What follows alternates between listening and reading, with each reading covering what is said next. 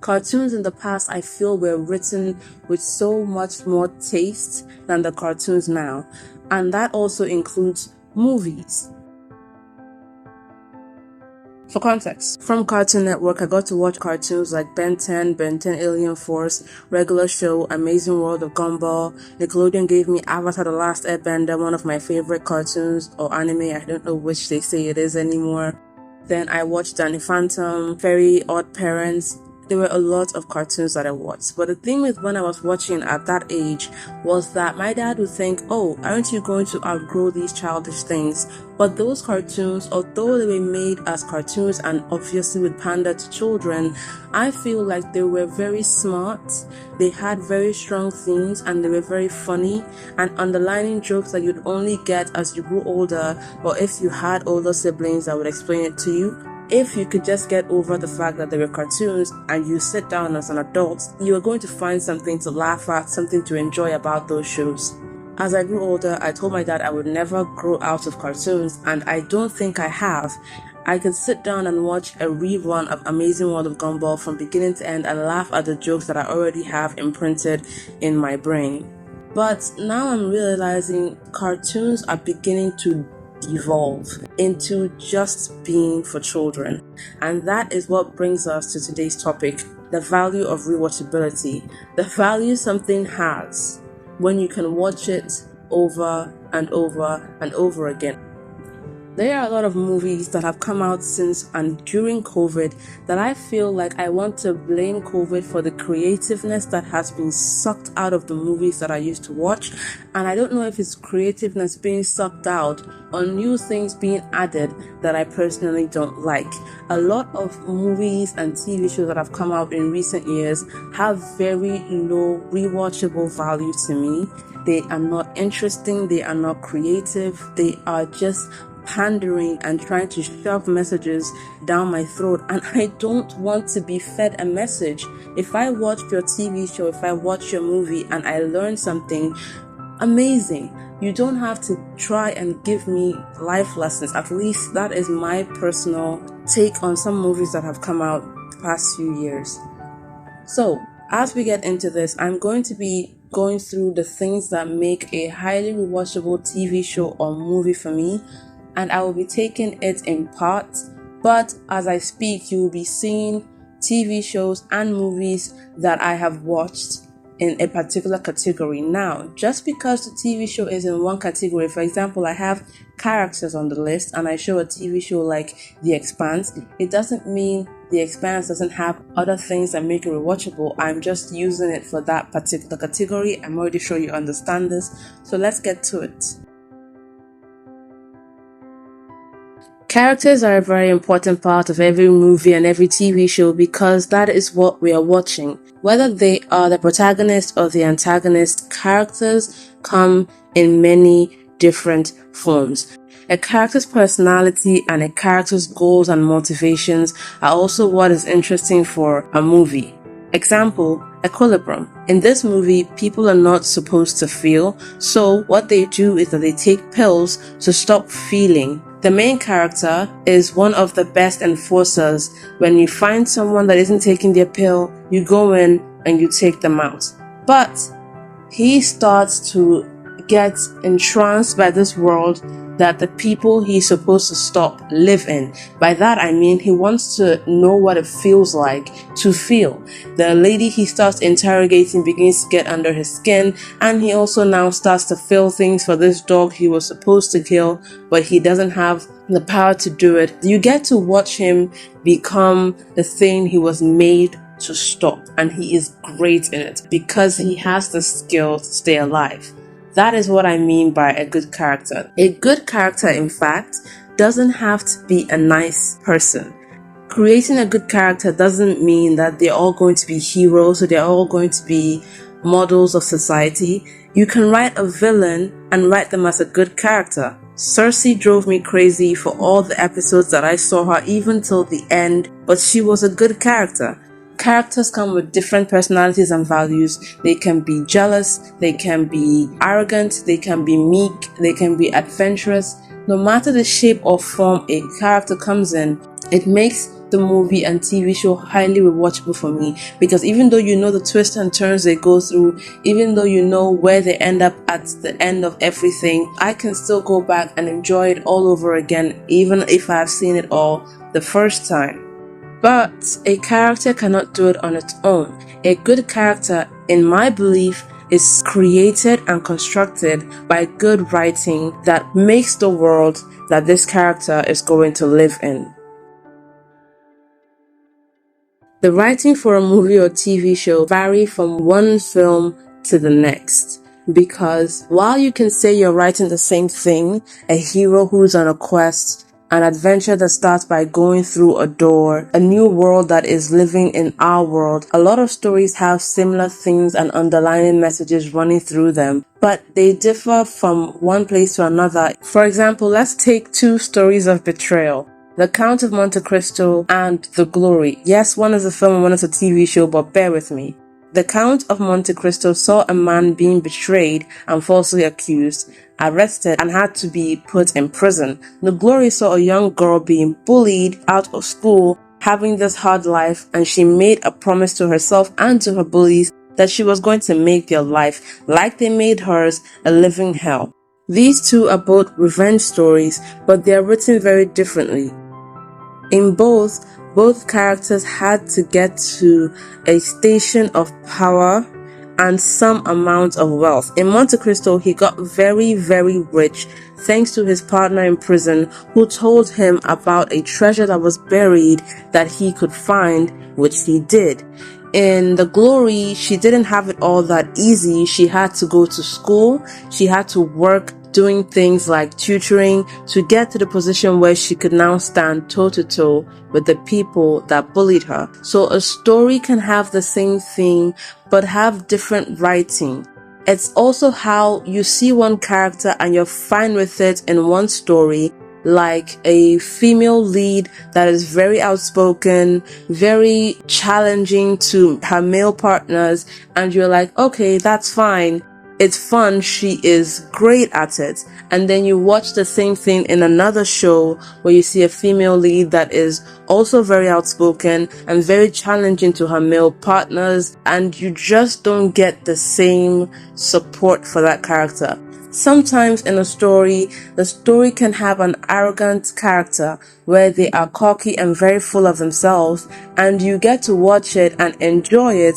But when the same theme is used for another story where you have another arrogant character, it doesn't feel as enjoyable. And I think that is not the fault of the character, but the fault of writing, which is why writing plays a very important role in creating a character as much as it plays in creating a very interactive world for the person that is watching it. Two people can write the same character, but they can be so vastly different where you prefer one character to the other, even though they have the same qualities. It all depends on what the person writes as the character's personality. If someone is only just arrogant and can't pull off any other trait, they become redundant and boring. If someone is arrogant but also smart and can hold their place, the character feels more lively and enjoyable.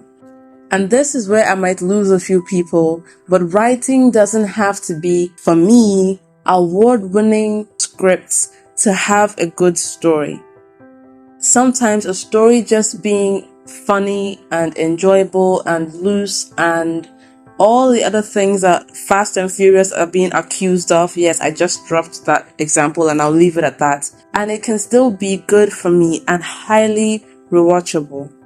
I am not the best judge of scripts. Sometimes I watch something and I am so in love with it only for me to watch a reaction and the next thing I hear in the comments that this story was just so stupid. I could not get behind it. There was this mistake, there was that mistake, which is why I think rewatchability is very interesting, because what is rewatchable for me will not be rewatchable for another person. Aside from the characters, I also mentioned that writing also helps create the world these characters are going to live in. If it's a comedy, the writing would have to make the world that they are living in funny. A good example of this is The Gentleman, that I didn't even know was comedy until I was done watching the show. If it is a romance story, writing also helps create a space in which these two characters or two or more characters, if it's a love triangle or square, are going to live and the environments they are going to be falling in love in. You have Pride and Prejudice, you have Jane Eyre, and then you have romances that are put in worlds like Happy Death Day. The environment the writing creates for the story also helps you get very invested. It can be something that is simple, even wild, but fun to sit there and watch. When it comes to good writing, I feel like they tackle genre mixing well, where you have action mixed with comedy, where you have action mixed with romance, where you have fantasy mixed with something else.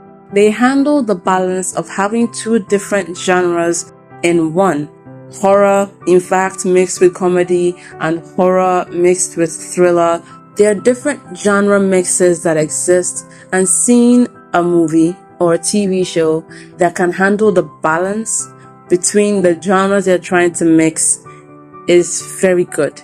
Because sometimes people would mix maybe action and comedy, and the action is bad and the comedy is okay, or the comedy is bad and the action is fine, or worse, the movie or TV show itself becomes a comedy because everything is just bad. So I think good writing helps with these things, because you get someone who knows how they want to mix their genres and how they want to present it so that it becomes something that is enjoyable, something that is a good experience, and something that obviously can be rewatched. The escape is basically, I mentioned characters and I mentioned writing. The escape is the world that they create that you can live in. For a long time, not only were movies and TV shows just like a point of relaxation and escape for me, so were books. And you could pick a book and get so immersed in this world that they create. Now, escape doesn't have to be an entirely different world like sci-fi or fantasy. It could just be a normal world that you know it's not the world you live in. Example, telenovelas are a big example of this. They are just created for the point of drama.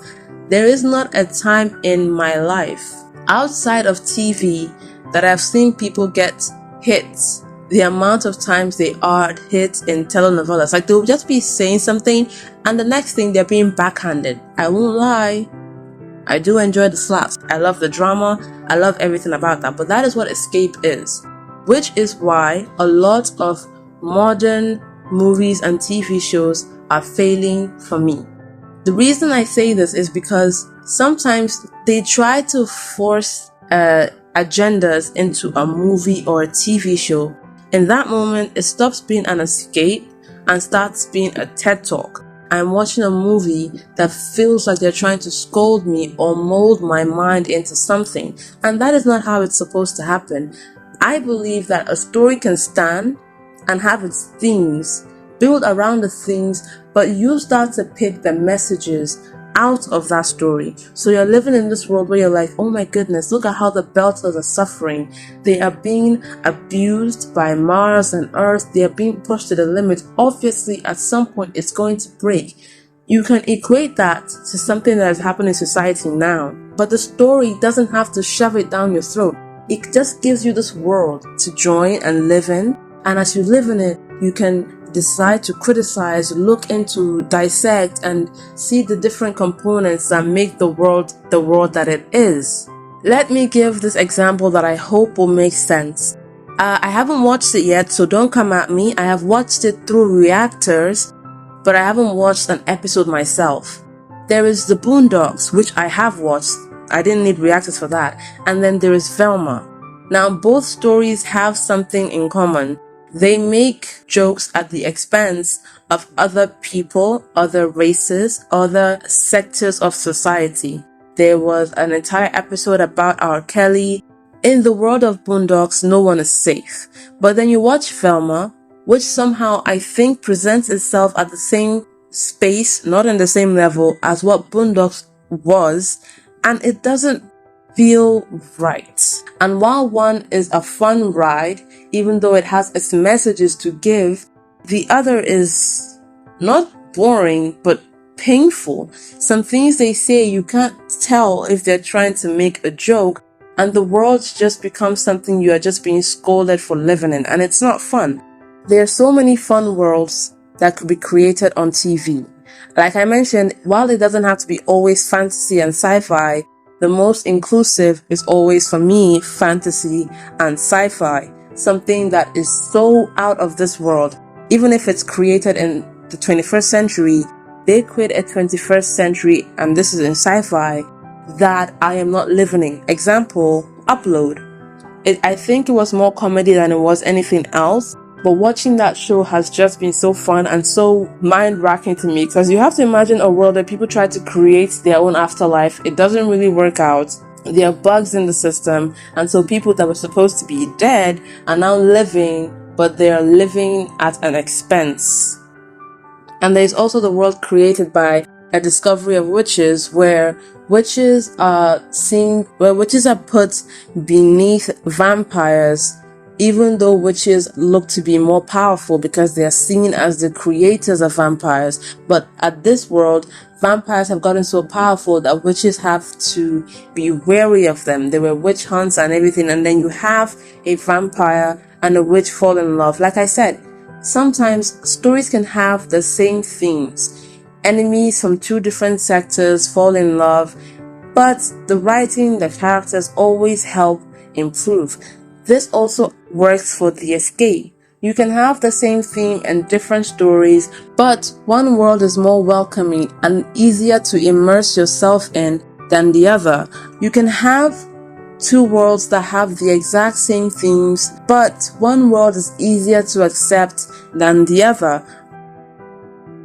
So all I'm trying to say with this is that there are different worlds that could be created in a story, but some always miss the mark of immersing you in it. Sometimes there's a little something they do that just makes you feel like it wasn't made for you. So being able to watch a TV show and love the world and being able to understand it and enter into it makes something very good to rewatch. Something that also really helps with The Escape is attachment. Attachment to the world and attachment to the characters, even if they are the antagonists. If the writer can create an attachment, it's easier to enter a world.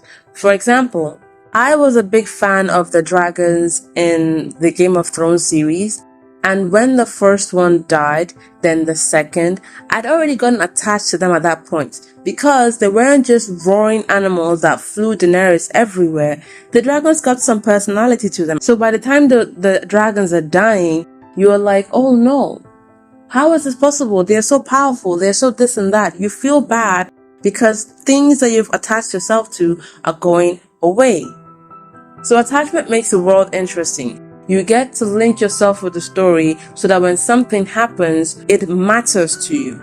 All in all, rewatchability is something that has become very valuable to me.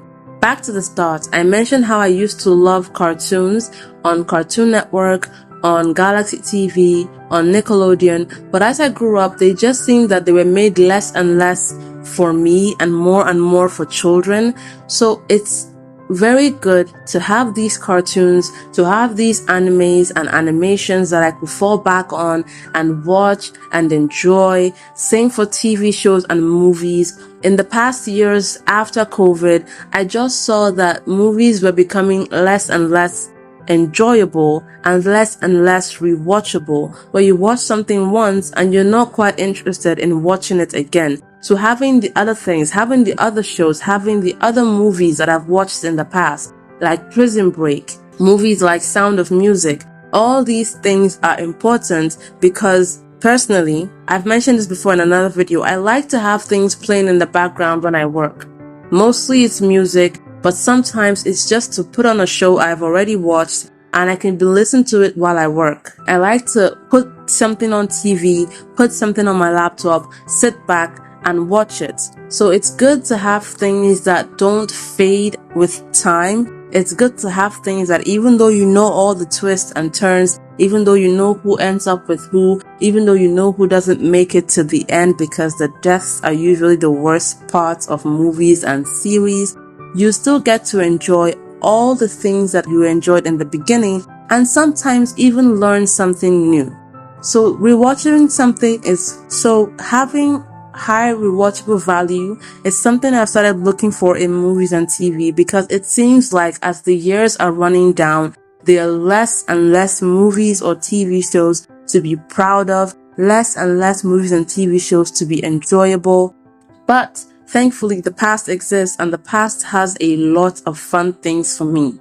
Another great thing about rewatchability, as we end this video, is that people have different things on their list. I have shown you just a little of the things that I love to rewatch. I am sure there are some that are not on your list, but if you have a list you want to share, please drop a comment and tell me the best things you think have the highest rewatchability value for you. And if it's something I haven't seen, I will definitely check it out. If it's something I have seen, I will tell you that I have. If it's something I have heard about and have no interest in seeing, I will also tell you, because if anybody mentions the Human Centipede as part of their rewatchable list, I will not be watching that. I have seen pictures and they are very creepy. That said, thank you for watching and listening to this video. I will see you on the next one.